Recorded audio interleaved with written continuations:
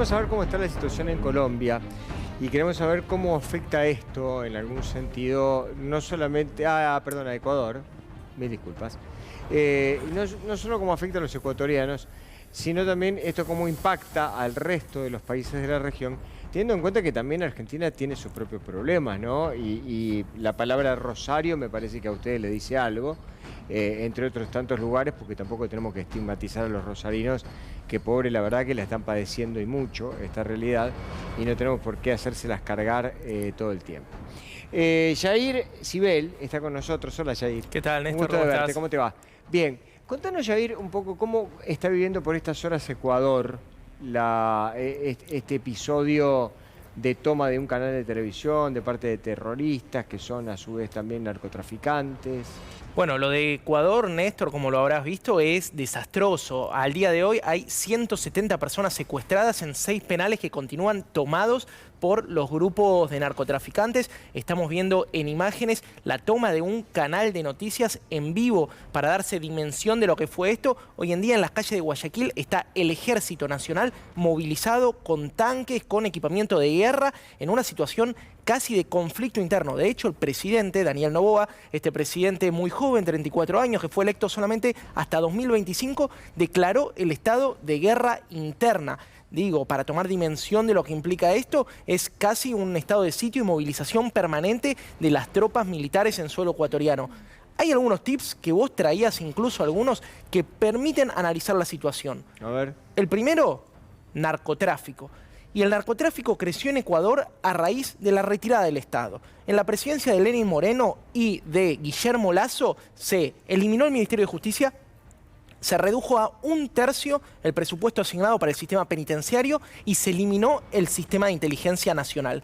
Pero hay algo más clave aún, que es la dolarización. Y vos lo traías en la presentación del tema de una manera muy atinada. Tiene que ver con que el curso legal de la moneda estadounidense lo que hace es facilitar el blanqueo y el lavado de activos. Esto lo que hizo es que los narcotraficantes... Partamos de la base, Ecuador está geográficamente entre Colombia y Perú, dos de los países que son históricamente productores de cocaína, exportadores de cocaína. Ecuador siempre había sido un paraíso dentro de esta realidad geográfica. Bueno, a partir de la dolarización, de la retirada del Estado de la seguridad y del control territorial de las bandas, comienza a ser un paraíso del narcotráfico. Y te doy 2 datos más, Néstor, que me parece que están buenos tomarlos. Hay un cuadro que muestra la cantidad de homicidios cada 100.000 habitantes que hay en Ecuador. Durante la presidencia de Rafael Correa, ese número estaba en 5.6 muertes cada 100.000 habitantes por homicidio. Un número bajo, el segundo número más bajo de la región. Hoy en día está en 45 cada 1.000, el récord de muertes violentas por asesinatos en la región. Y un dato más, que me parece muy importante. Esta misma tarde, Estados Unidos anunció que Laura Richardson, la jefa del Comando Sur de esta unidad militar estadounidense encargada de lo que sucede en Latinoamérica, va a estar en Ecuador. ¿Cuál es la conclusión de todo esto? La situación de conflicto interno beneficia a quienes viven del negocio de la seguridad. ¿Y quiénes viven del negocio de la seguridad? Los que venden armas.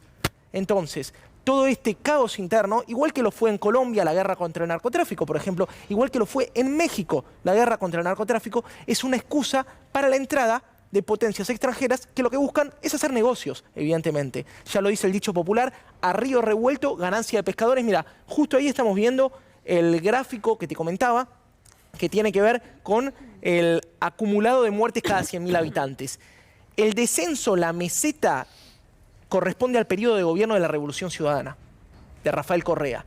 Mirá el incremento, el pico con el que estamos hoy en día, números superiores a los de Centroamérica, donde hay maras, donde hay grupos terroristas armados que controlan territorios. Bueno, esta es la situación que se vive hoy en Ecuador, Néstor, muy preocupante porque, como decías, podemos trazar algunos paralelismos. Sí, yo solo quiero decir en términos generales, y ya volvemos de nuevo otra vez al tema de Ecuador. Creo, fíjate, de Chile, por ejemplo, ¿no? Que es la panacea supuestamente, ¿no? Es el lugar a donde la derecha, esta derecha media trucha que tenemos nosotros acá en la República Argentina quiere llegar.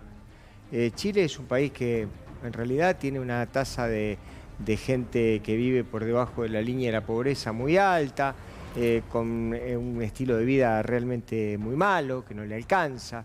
Y así sucesivamente cuando uno va subiendo, ¿no? Y cuando uno llega a Ecuador, piensa que ese país que adoptó la moneda de Estados Unidos, dice, bueno, está bien, pero ¿cuánto hace que adoptaron la moneda de Estados Unidos?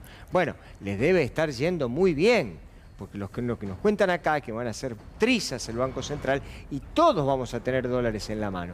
Entonces la gente se ilusiona y dice la gente, mis amigos, mis compañeros, mis vecinos, la gente con la que me cruzo, con la que charlo, se ilusiona y dice, yo voy a tener dólares en la mano, ¡qué bueno!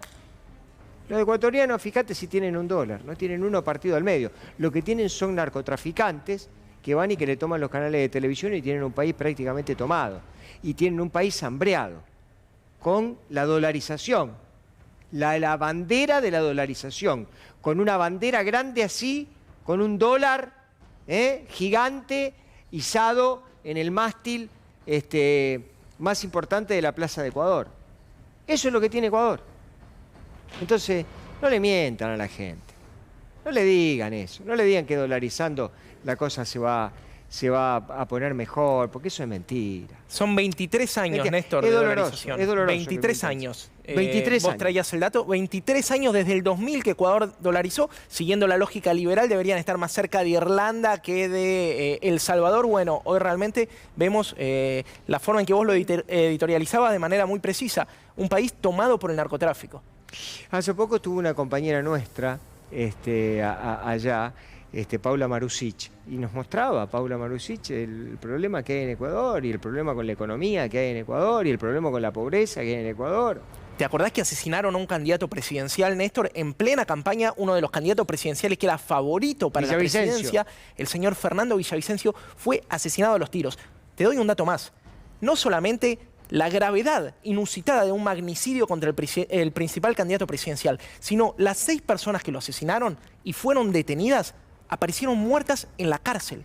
Para que te des una idea del nivel de impunidad con la que se maneja ¿sabes lo que pasa? el país. ¿Sabes lo que pasa? Porque estas películas nosotros ya las vimos. ¿Sabes lo que pasa? Viene alguien con estos métodos raros, ¿viste? De decir, no sé qué, que el dólar, que pide dolarización, que pin, que pum, que pan. Después, al otro día es un desastre. Lo hemos visto en Latinoamérica.